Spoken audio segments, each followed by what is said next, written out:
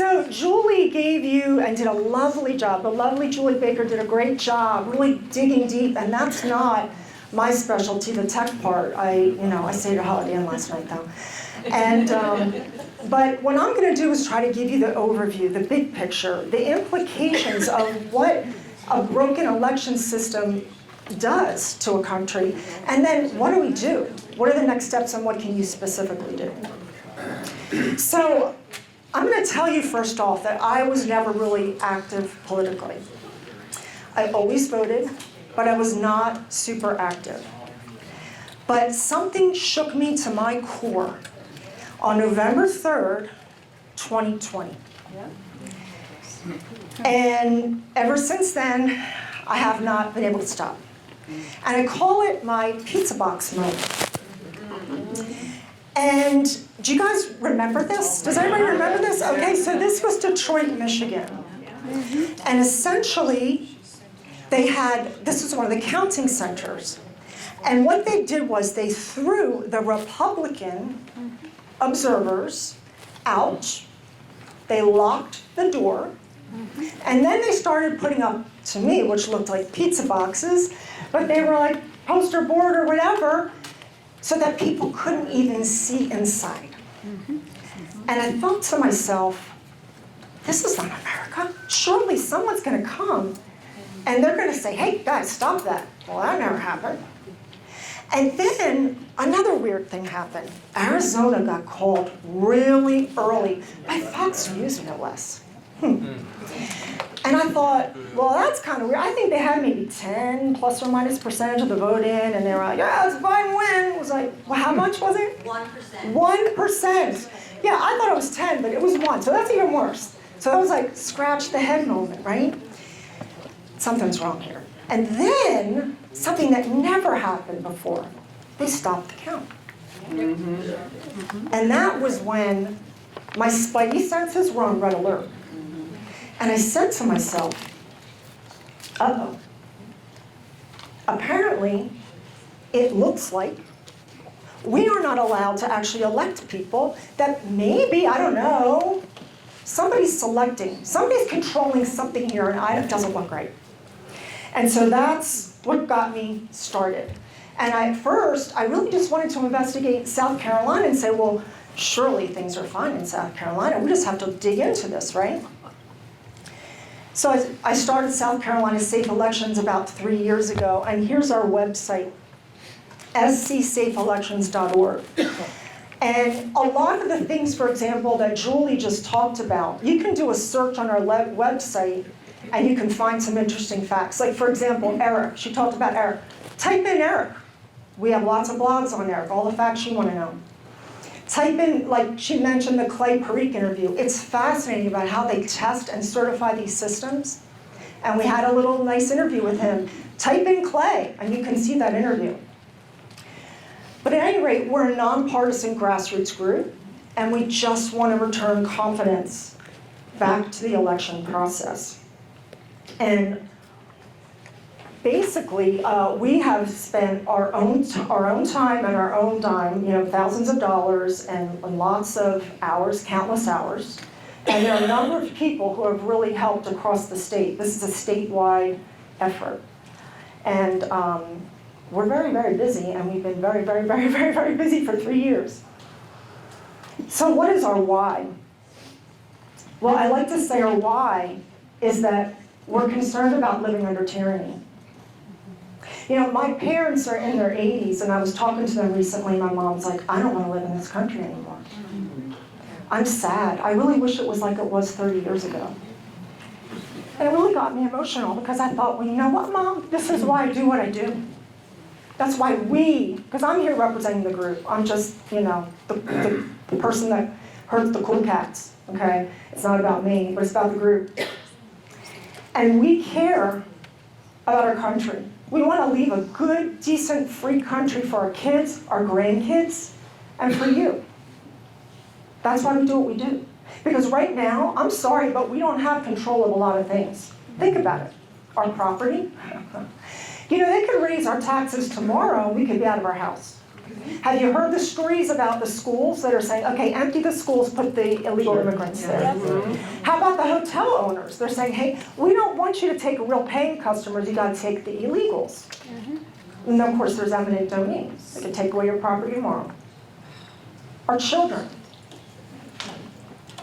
Well, have you seen what they're doing in the schools? There are stories about people losing their kids because the kid wants to chop off a body part and change their gender. And the school's saying, well, that's not up to the parent. We're going to take over. Are you kidding me? This kid's under 18 and the parent's not involved and they might lose their kid because they're fighting them, chopping off a body part and changing their gender before and making a life-altering decision before they're even 18? Our speech. We're being censored, guys. You put this video up, it's probably on YouTube, it's probably going to be censored. I might try Rumble. And by the way, not only are they censoring us and filtering what we're doing, but they're funneling you. It's really kind of creepy, quite frankly. They're funneling you to see certain things they want you to see on the internet. So work about messing with your mind. And by the way, when I was doing research for this presentation, I was doing some World Economic Foundation research, and I was like, wait a second, where's this article on this and this and this? And it was just disappeared. I was like, well, that's weird. I know I saw this a couple months ago. Well, it was on the Wayback Machine. So they had gone and scrubbed the information. So think about that. They're censoring us, they're scrubbing, and they're showing you what they want you to see. What about our health? Are you kidding me? Think back to COVID. They forced us to wear masks. They forced us to stay in our homes. They forced the small businesses to close, but guess what? The big boxes and big corporations could stay open.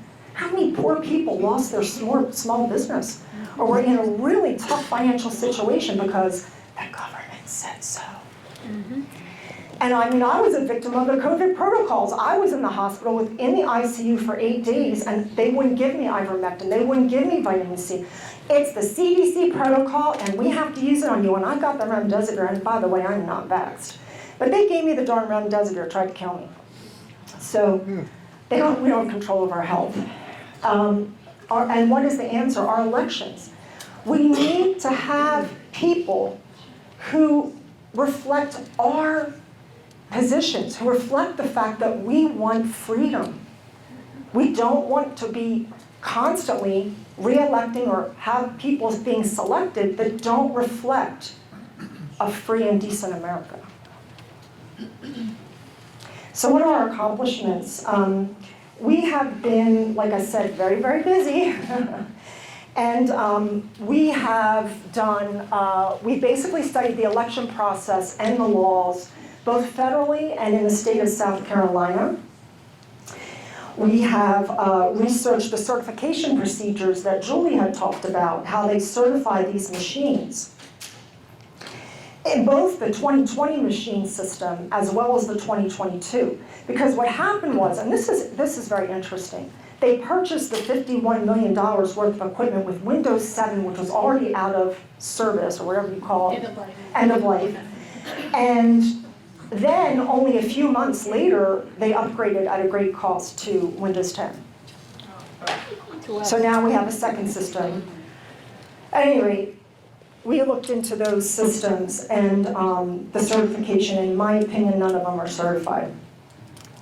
We conduct education like this, both for the public and for legislators.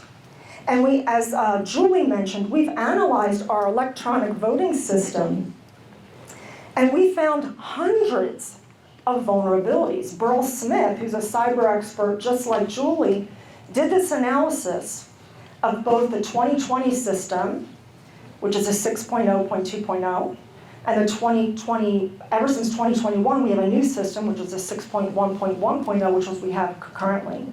And he found hundreds of vulnerabilities. And just like Julie said, he said, Laura, you only need one. You only need one vulnerability point. And that's just what we knew at the time. So this was concerning to us.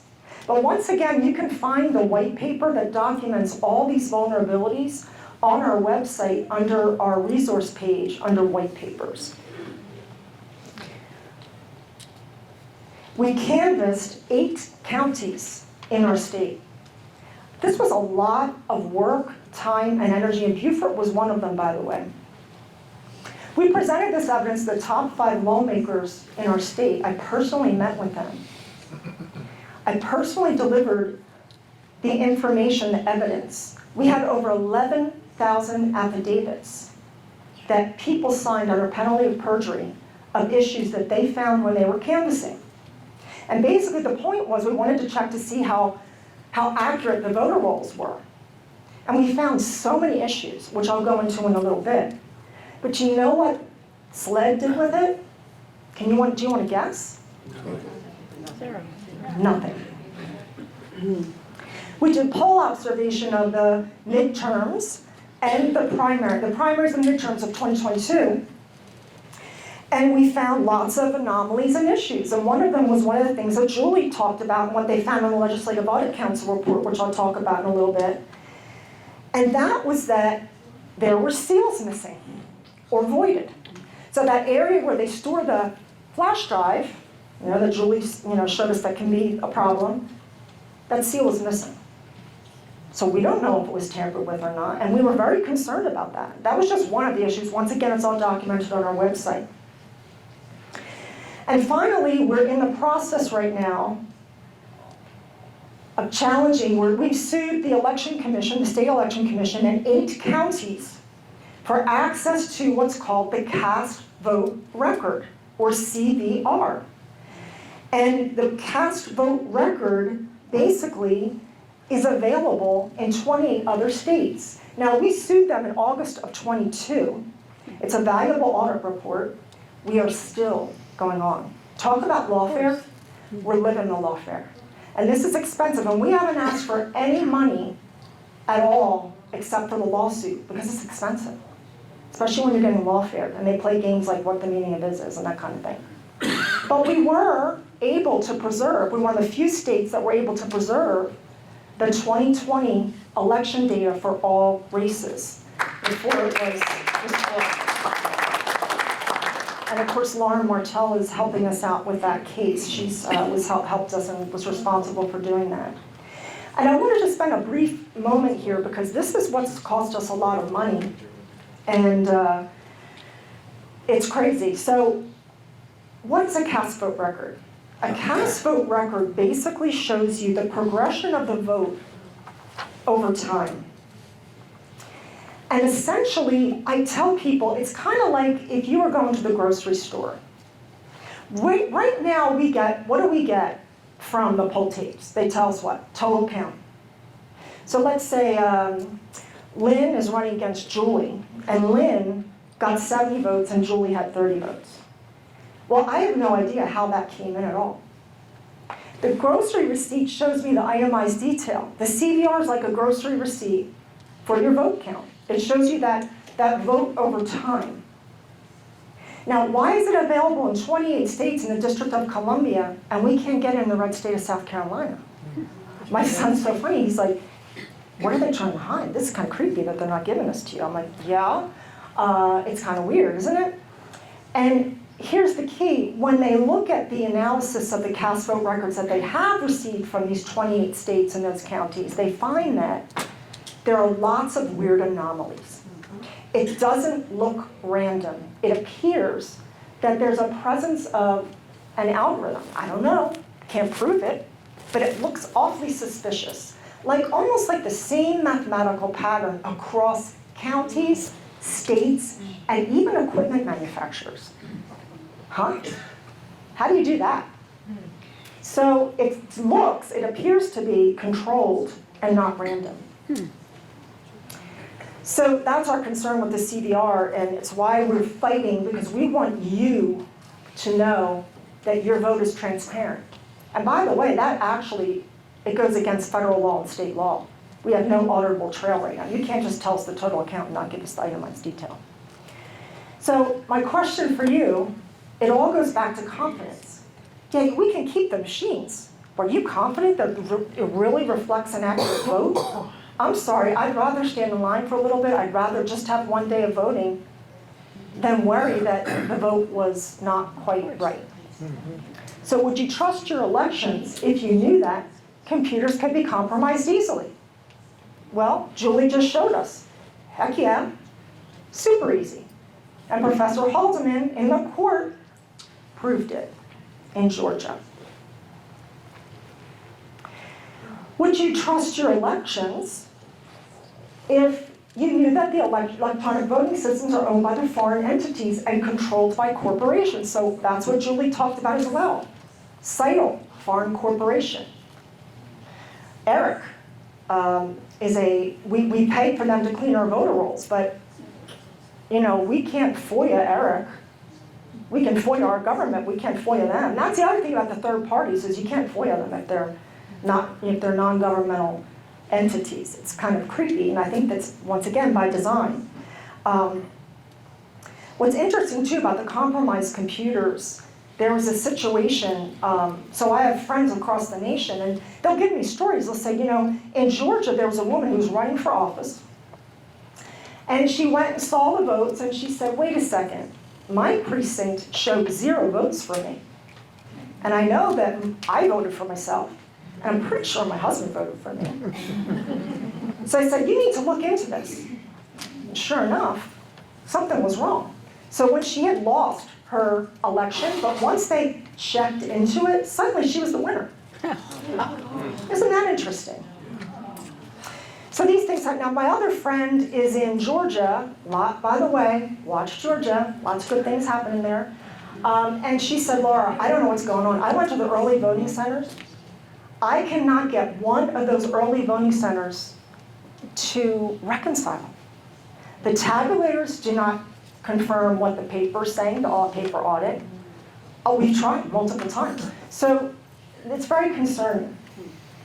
And this third-party issue of also like Julie was saying, the fact that these are closely held corporations, private equity, extremely opaque. We don't know who owns these. George Soros could be in there. Yep. I don't know. Laura, would you just tell people what FOIA is? A lot of people don't know. Oh, so FOIA is a Freedom of Information Act. And different states call it different things, but it's a form that you send to your government to request information so that you can find out more about a certain topic. Okay? And now they're getting a little shifty, so they'll say but basically our lawsuit for the CBRs is a FOIA challenge. We FOIA'd them. They said, no, we're not giving it to you because blah, blah, blah. And we disagree with the blah, blah, blah. And so that should have taken maybe a few months. But we're over a year and a half later, and they're still fighting it. Why are they fighting so hard? And I would also tell them you get all that money back if we win. Yeah, if we win, the money we hopefully will get those back, which would be nice because we could do the CBR analysis, we could do voter roll analysis, and things like that. But this shouldn't be. It used to be that we were in charge of our local elections. Right.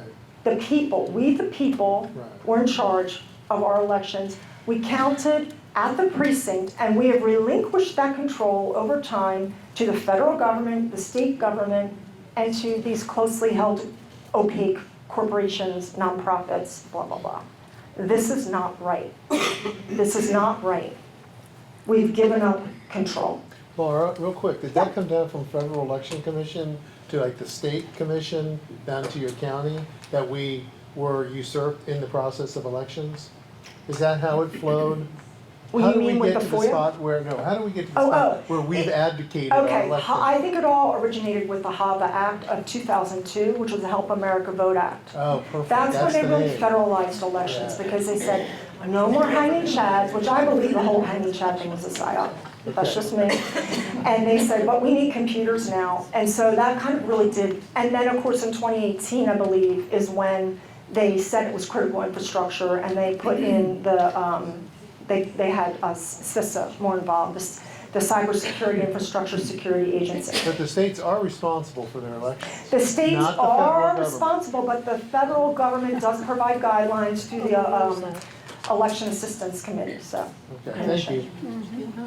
So the certification standards, as Julie said, do you trust, if you know that they're almost a quarter of a century old, Would you trust your computer if it only had standards that were 20 plus years old?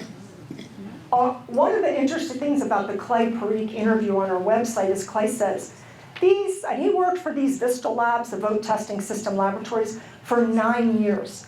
And he said, these certifications are a joke. Your home computers are more secure. And then I got a call from my buddy in South Dakota today, and he says, Laura, you're never gonna believe this. And he sends me this PowerPoint, and I sent it to Julie, and I told her before the meeting started, he goes, you know, the electionware, that has not been updated in like 5 years. Because see, once they update something on this computer, they have to get it recertified. So they really want to avoid that, unless it's just a de minimis change. And so they really don't want to do that. And so it's just ridiculous. So anyway, let's move on. So would you trust your elections if you knew that the machines experience glitches which flip votes and omit candidates from the ballots? We have people in this room that happened to. Nancy, right? That happened to you and Rob, right? They went in, they went to vote, they pressed on the name, and boop, flipped to somebody else. This is not uncommon. We had a number of people who reported this to us when we were doing poll observation in 22, and we're getting calls still about it. And here was something that we found just a couple days ago, and it happened in Berkeley County. I'm in Berkeley County, and my husband and I voted early on 2216. When I finished selecting my answers and hit review, a different name came up in my selection for president.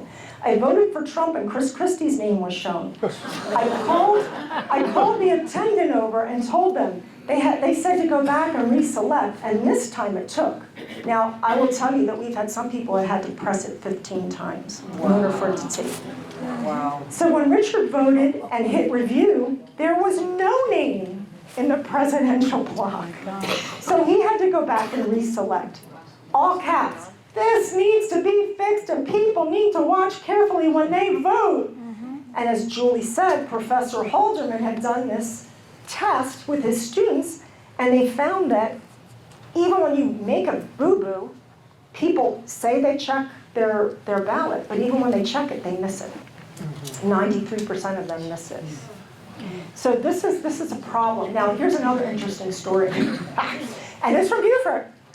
So someone goes to vote, and I don't know if you've heard the story that Mike Covert goes to vote, and he goes up to vote, and he's at the ballot marking device, and he's selecting, and he's like, whoa, there's a race missing. He goes up to the clerk, the poll clerk, and he says, wait a second, there's a race missing from my ballot, and I've got to vote on it. They said, it's getting late, will you just go please vote? He said, no, you don't understand. I'm running for this. It's my race. I can't vote for myself. What's going on? So sure enough, they boop, boop, boop, boop, boop at the poll book, and they changed it. But you realize that for how many days was that? Oh my God. He was the last day of early voting, so he was just disenfranchised. Wow. So, And they were able to do it, Yeah. which they shouldn't have been able to do. they hooked it up. Well, that's basically, they changed, it was a redistricting thing. It was kind of odd, weird thing, but the whole point is, and yeah, go ahead, Nancy. So I was actually poll watching. Yeah, you were there when it I happened. was there. And we left, it was after 5 o'clock. And Rosalind Smalls came back outside at 5:15 and said, we've gone ahead and we've rearranged the machine. So they obviously connected with Wendell, and they were able to rearrange things, and his wife, the two of them were able to come back in and vote. But it's a boo-boo.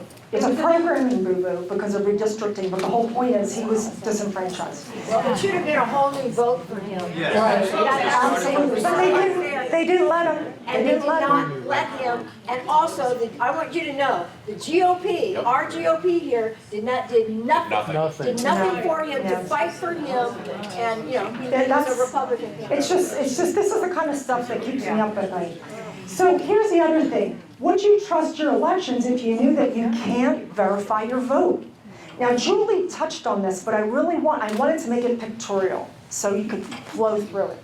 So here's a sample ES&S ballot, okay? That's the ballot marking device over there to the left, and this is the DS200 tabulator. So this is where you select, you get your ballot first. You go in, you sign in. When you get the ballot printed out, this is if you're doing it in person, you're going to see this barcode coming out. That's the first barcode you get. Now, the only thing that's on that barcode is ballot style and precinct. There's nothing to identify you at all, okay? So please, that's why they're saying we can't get the cast vote records. Oh, you could tell who voted. Why? It's ballot style and precinct. Yes, Heather? So it's got my precinct, and how many people are in my precinct? Like, could they still figure out it's me, because there's not very many people in my precinct? No. Now, here's the thing. The ballot style is, let's say you and I, Heather, live in the same neighborhood. But it's a little interesting because your son goes to one school and mine goes to another. So we might have a slightly different ballot. And that's where the ballot style comes in. Now, you could say, okay, there's two people with that ballot style in that precinct, very rare. And if they both voted Republican, you might could know that they voted, or they both voted for Trump, then you know that. I don't even know how you figure this out, but this is their logic. So we say, fine, redact all the ballot styles of 10 or less. Well, we can't do that. Julie. Of course they can. So this is the kind of stuff we deal with. But anyway, you first get the top barcode. So none of this is here. You go over, you put it in a ballot marking device. You stick that in, you make your selections, it spits out the ballot, and now the ballot looks like this. So now it has these other barcodes, and these reflect who you voted for. So this one might be Betsy, this one might be Evan, this one might be Harry, okay?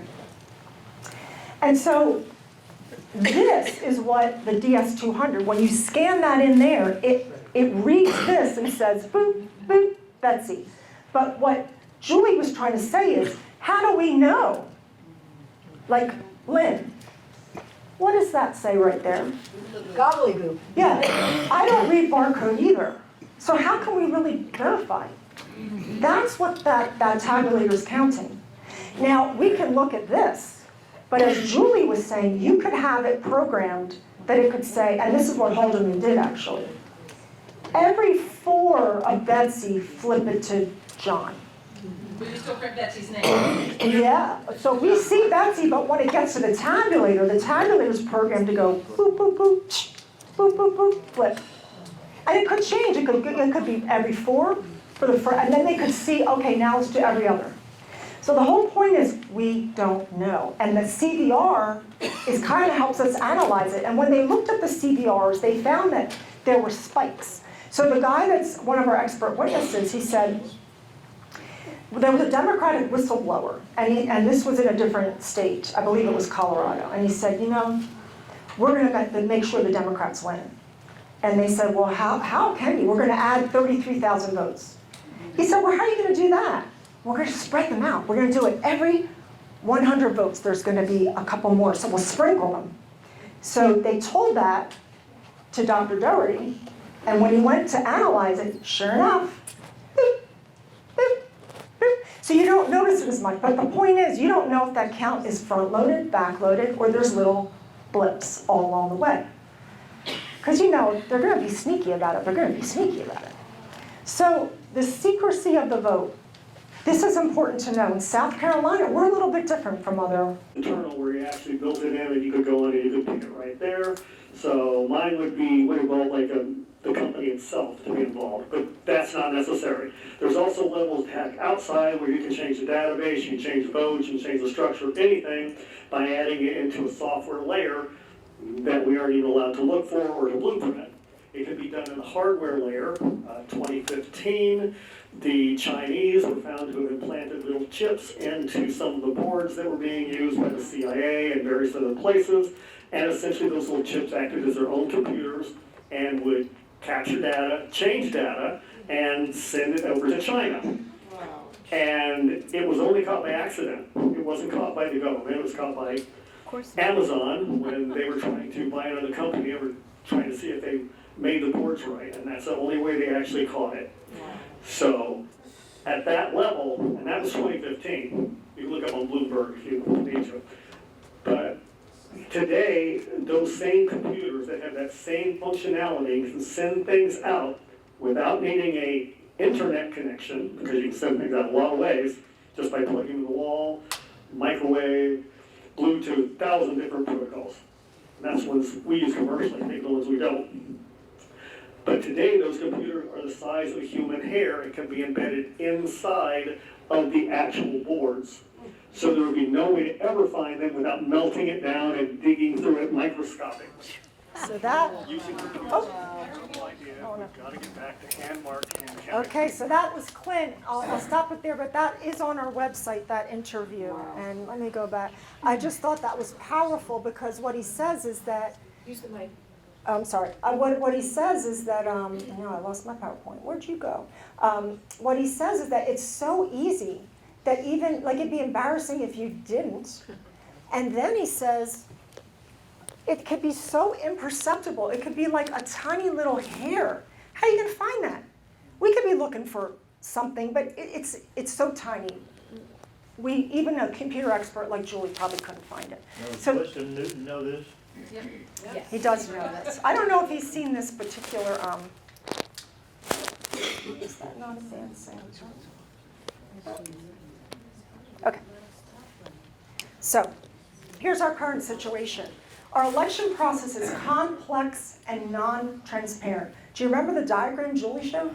That system? Very complex, right? Lots of people, equipment, stuff, things going back and forth. And by the way, early voting compounds that.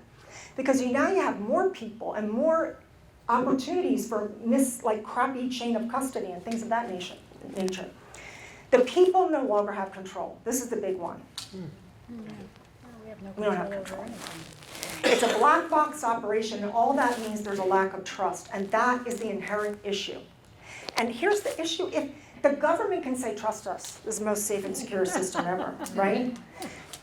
It doesn't matter. The election officials, the equipment manufacturers, they could all say, trust us. But if we don't trust it, we've already lost. It has to be changed. This is a Rasmussen study that shows that 62% of likely voters believe there was cheating in the 2020 presidential election. This has actually gone up since 2020. They believe that there'll be cheating in the 24 election, and they don't trust the machines, bottom line. And by the way, that's 45% of Democrats.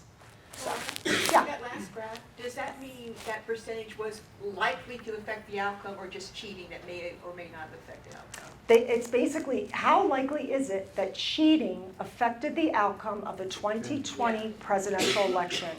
And at first that number was not very high, but it's gone up over time. Why? Look at 22, look at 23. I mean, there's been continued problems. So here's what we know. Some number of people cast votes. We don't know if they're verified or not. Somebody over here mentioned that. We don't know if they're citizens. We don't know if they're dead. There was a voting period where ballots were cast, winners were declared, but we lack the evidence to verify that above. And if they're not giving us the reports to verify it, what does that tell you? The point here is that selections have consequences, right? If we're not electing and we're selecting instead, that's an issue. And I think we would all agree where most of us are worse off than we were 3 years ago. There have been a lot of consequences to this selection. If it was a selection, allegedly. But I like to use the metaphor of the frog in boiling water, and we're at the boiling point. We're beyond the boiling point. Like, we need to take action. We got to jump out of that pot and take action. It's really now or never, because it's not going to get better in 5 years or 3 years. We've got to make the changes now. Now, a lot of people will say, who's doing this? You know? And it's like, we don't know. We can't prove, to Julie's point, we have no idea. We can't verify it. But we know that there's a vulnerability, and we know that when there's a motivation, then it's going to happen, right? So when there's money and there's power, there's motivation to cheat. There's a small, powerful number of people who have a lot of money, a lot of power, and they want to keep it. Now, here's the usual suspects. I'm going to throw them out. A lot of these people are in these same groups, but World Health Organization, World Economic Forum, the UN, International Monetary Fund, Council for Foreign Relations, large corporations, the Fed, I could go on and on. These are the people that control the world. And what we're seeing is this growing trend of government getting more involved in corporations, corporations getting more involved in government. We don't want to see that. But what about the people? Isn't it supposed to be about us? Isn't all the power supposed to go to the people? Not anymore. Yeah, Lauren. Didn't Clear Ballot get some of the cast vote records at some point? Yes, Can actually. you explain that? Yes, so Clear Ballot, which does our virtual audits, they're allowed to get the cast vote records, but we're not. They're contracted to, right? They're contracted to, They but can't see what we get. they can see, and their whole point is, well, you might be able to figure out how people voted. Well, first of all, that's a lie. All of our experts will say that, but it's just not true. But why are you giving out to a third party then? I mean, I don't understand why everybody else is supposed to have this. And by the way, if you know how we voted, that's a problem too. And we definitely need to go to hand count, hand marked paper ballots. No one should know how someone voted. So if you've got that information, you won't give it to us because you think we could figure out how people voted. That means you know how people voted. Does that make sense? Yeah. It's circular logic now, isn't it? And by the way, the Federal Reserve, they've been around since 1913. They were instituted. And by the way, they're not federal. A lot of people don't understand that. They're not part of the government, and there is no reserve. Okay? So, Don't we know that? our dollars declined 95% since they were instituted in 1913. So guess what? We're their bitches, we're their slaves. I'm just saying. So what are they trying to push? Why is this so important? Because this is what I see happening. I'm just like looking at the data points and looking at testing the waters, right? They're pushing this bigly. You only need to look around to see it. It's the World Economic Forum, Great Reset, New World Order. They've been talking about this for decades. Bush Sr. was talking about this. Now, what do they want? They want one world government, one world religious system. They tell you this. I'm not making this up. They literally tell you this. An RFID chip, cashless society, which will be tied to a social credit system. This is what you're seeing in China.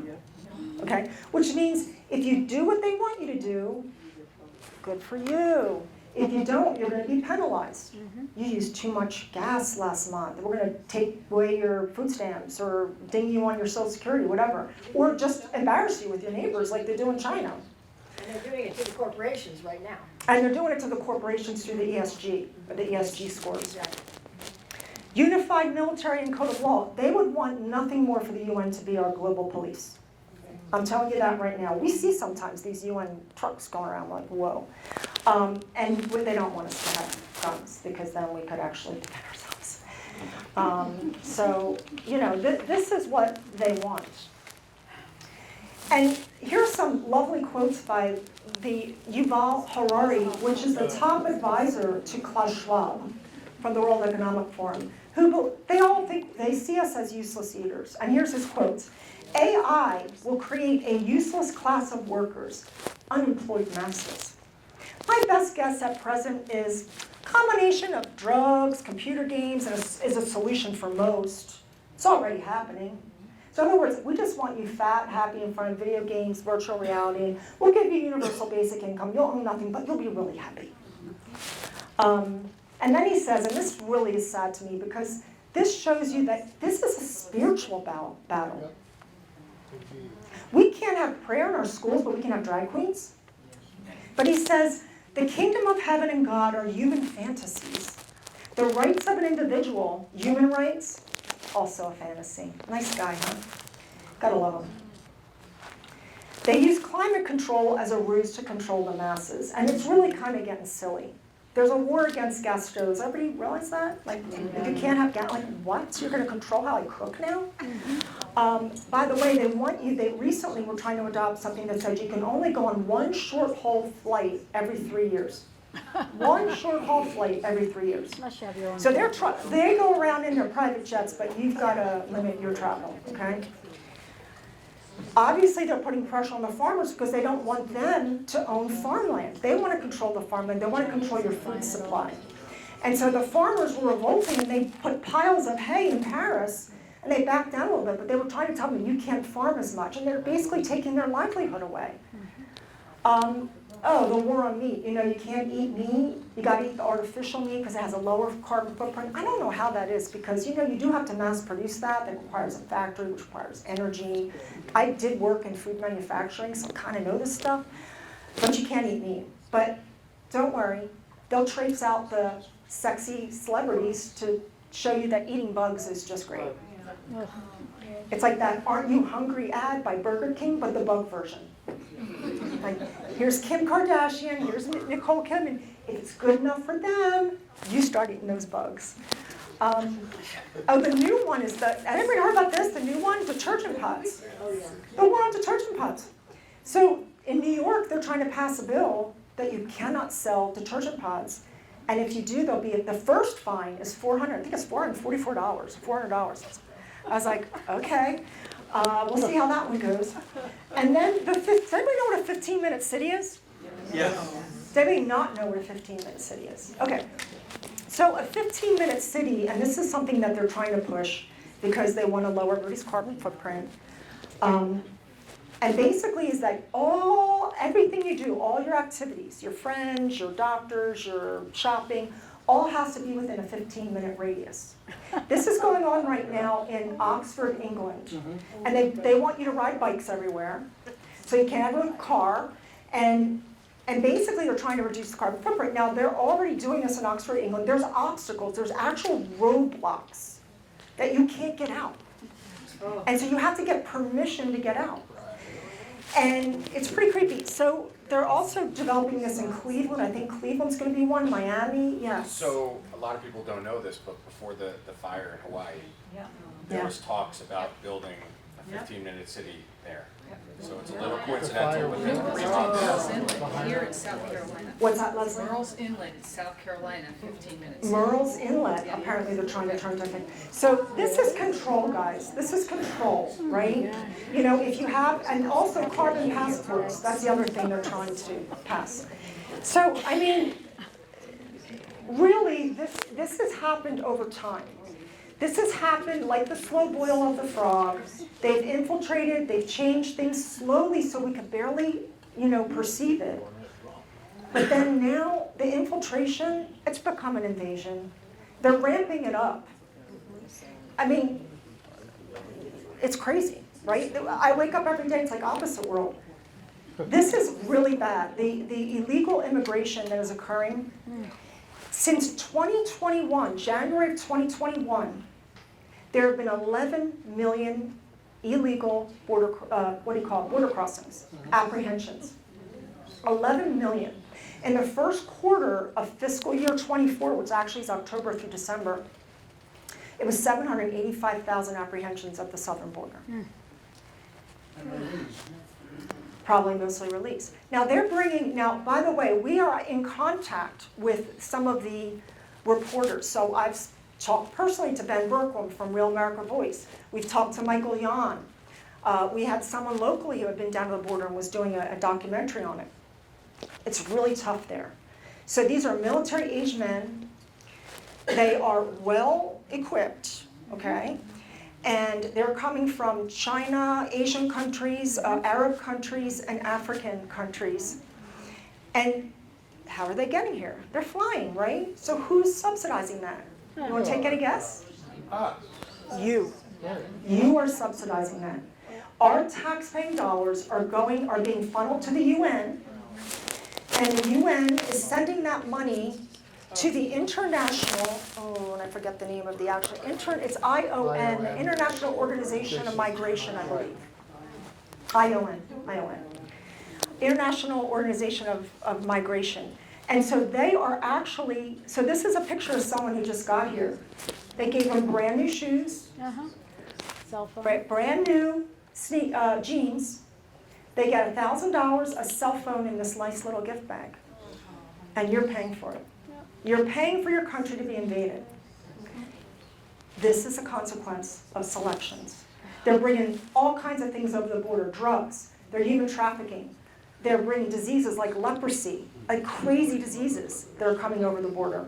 And weapons of all sorts, biological weapons. And of course, we don't even have to talk about the war on our kids and the ramping up of the social issues that are occurring. It's quite sad, actually. I feel sorry for kids these days because they're growing up in a world that's very confusing. So this is another video, and I thought this was interesting, and I'll play it. It's find how I play it though. This is weird. Hold on a second. I'm gonna get it over here. This is Tucker Carlson, and he is interviewing Jordan Peterson. I can't find this. Let's see if I can.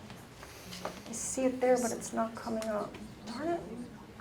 Let me see if I can. I think I'm going to have to exit out in order to get it. Hold on a second. Technical glitches here. Let me exit out of this and see if I can. Yeah. Just in case, just in case some people have to leave at 5, Okay. I wanted to ask you, how can people donate to South Carolina Safe Elections? We have somebody going to talk about that. Yeah, right Heather's after. going to talk about it, and I'm almost done, so I'll wrap it up. I'll just forget the Tucker thing. But it is a good interview, and he basically talks about how the WEF sees us humans as useless, and therefore what do they do with useless people? They try to get rid of them. So let me go to...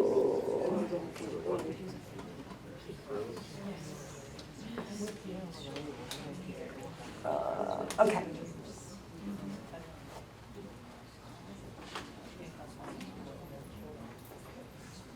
Okay, from this slide. So what's the solution? How come it's not coming up? That's weird. Oh, hold on a second. This is really weird.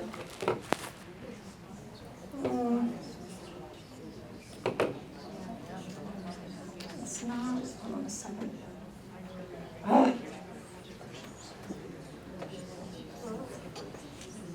Well, she's looking. Do y'all know what NGO is?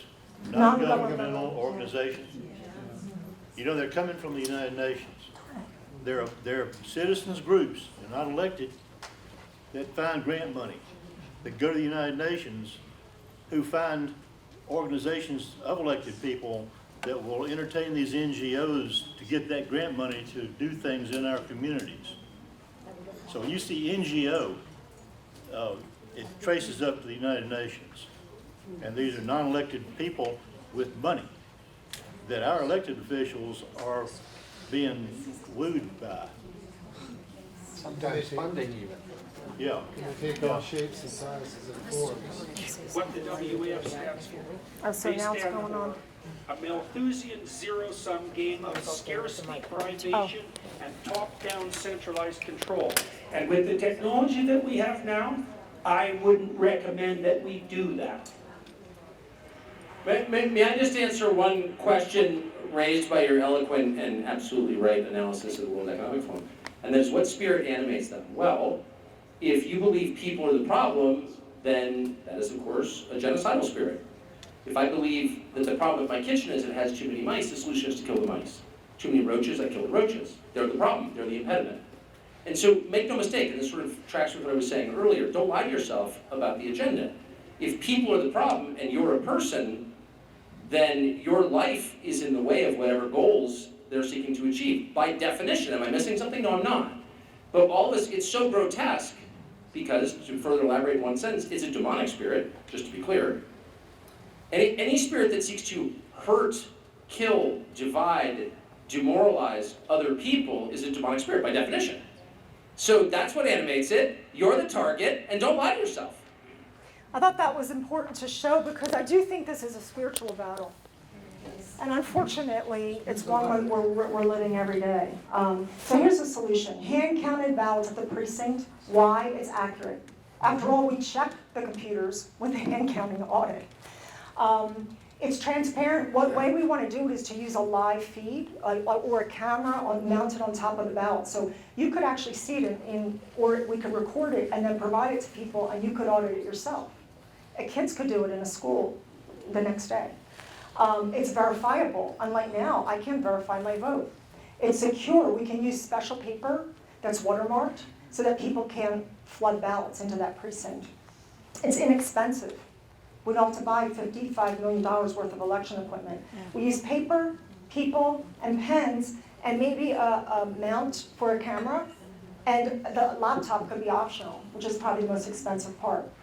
And it can be done in the same day. So we've been testing this out across the nation, and we have found that we could count 1,000 ballots, 10 races, with about 3 teams of 4 people in about 3¼ hours, and that's with breaks.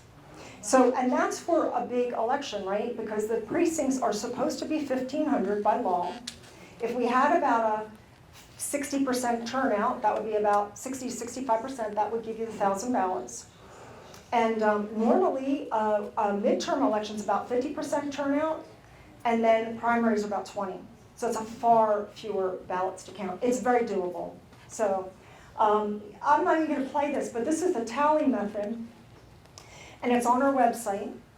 And it's what we're working on, and we have a white paper coming out soon on this. And it doesn't just deal with the hand counting, because that's just one part of the process. So what happens is there's a team, a bipartisan team on one side. You see they each have 2 tally sheets. There's another team on the other side, and they are calling out the ballot. So there's one caller, but they're both looking at it to confirm that, yes, that's the person you're calling. So you have 2 people looking at it, 1 person calling, 2 people tallying, and they have to reconcile at the end. They do 50 ballot batches. Super simple. A high schooler, a middle schooler could do it. And it takes about 2 minutes to do 50 ballots. So this is a 2-minute video. So hand counting is only one part of it. And so I want to make it clear, there are 4 phases of this process. We have to fix all 4, okay? If someone says, oh, it's just voter registration, and we're just going to clean the rolls, it'll all go away, they're wrong, okay? Especially if they say machines are fine. Like, that's crazy. There's voter registration. We do need to have clean voter rolls. We need to control the number of ballots. Voter validation controls who gets the ballots. Okay, we'll talk about that. Marking and counting, we already took care of. We're going to do the hand counting method with no machines or electronics. And recording, that controls what totals we see. So the recommendations are all phases are open and transparent to the public with bipartisan participation. Voters are verified with proof of ID and proof of citizenship. Yes. Voter rolls are maintained on a timely fashion, and perhaps we re-register every 4 years. The problem is, and most people don't understand this, when someone dies or they move, do they remove them from the rolls? Nope. Yes or no? No. They become inactive. They go into the inactive file. So at any time, they know they're not there. Poof, they can put it in, switch them in, that's right. Voters are validated prior to voting with paper poll books. None of this attached to the internet stuff. States return to 1 day of voting in person at their precinct. Of course, we'll have absentee balloting for those who need it, and there's also always curbside service, but limited exceptions. Institute the hand counting, election records available to the public 48 hours before certification. Because once it's certified, they're like, I'm sorry, we can't do anything about it. No, that's not acceptable.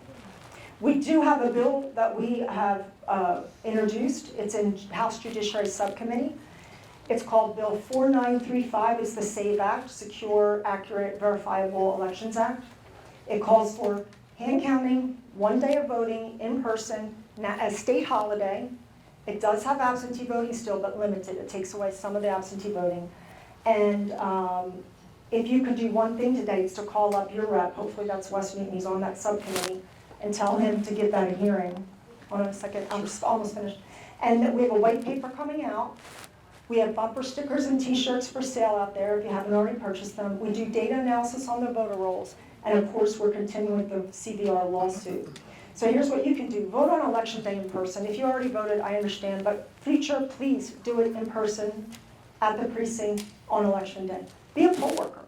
That's how we find a lot of information. Send a letter to your legislators supporting Bill 4935, but particularly the people on the House Judiciary Subcommittee. Stay informed with our website, spread the word, and if you can, support our legal battle, because that's the one thing that has been very expensive. And we do need, because we're just regular people, we're just grassroots. We don't have big people supporting us. So I want to end with a prayer. So do not be afraid of them, for there is nothing concealed that will not be disclosed or hidden that will not be made known. And I liked this quote, so I added this. We are no longer accepting things we cannot change. It's now time to change the things we cannot accept. So with that, I'll take your questions. I think he was first, and then I'll move to. Yeah, go So ahead. who's the sponsor and co-sponsor? The bill sponsor, it's a lot of Charleston delegates, and so I think it's Lieber, it is Bustos, it is Hartnett, Kathy Landing, and then Mike Burns added himself, Jay Kilmartin. There's quite a few. Stewart, I think, There's 16. is on there, Oh, so wow. Stewart Jones. Okay, There's that's 16 great. now. There's 16 now, yay, Okay, that's so- awesome. Thank you. Yeah, that's huge, but we've been bombarding them, but if you all, everybody in this room called them, Yep. that'd make a difference. And one thing I do have to say is our Weston Newton has no political will, so a lot of people are gonna have to call him Yeah, to get yeah. him to move, but it needs to be done. In fact, Weston Newton Julie, needs to do the right thing. Julie, Leslie, myself, and Nancy all met with West Newton. He was like, the machine's fun. Yeah. So he's a House representative in Beaufort, and he is, well, I don't know, you have to look it up. He might not have been in your particular area, but did you have a question as well? Yeah, real quick. Some of us don't agree with the same-day voting. I, for one, and the reason is that when they know we're all voting on the same day, it's what happened in Maricopa County in Arizona. They found all the Republican districts, and they tampered with all the machines. They shut them down. Yeah. So why not? If it's legal, why not vote early? So that's, okay, so if we go to have marked 10 counted, it's a little better. So maybe we have a couple days, But none of that's gonna happen by November. but here's the problem. That's a talking point from the other side that they're trying to put out there, I can tell you that right now. And here's the other thing. If they had done the logic and accuracy testing, it would have detected that. They're supposed to test those machines, and they would have found that. Well, why didn't they find that in their logic and accuracy testing? But they did Time differently. They did find it. They found it after the fact.